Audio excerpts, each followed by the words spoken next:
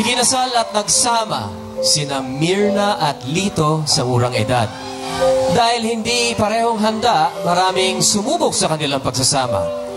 Isa na dito ang pagkakaroon ng affair ni Lito kay Glasilda.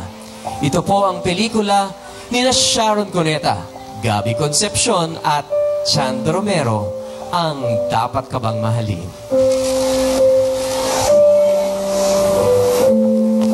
Hindi pa tayo tapos! Kung saan, kailan at paano ang labanan, magpasabi ka lang. Dahil hindi kita uurungan.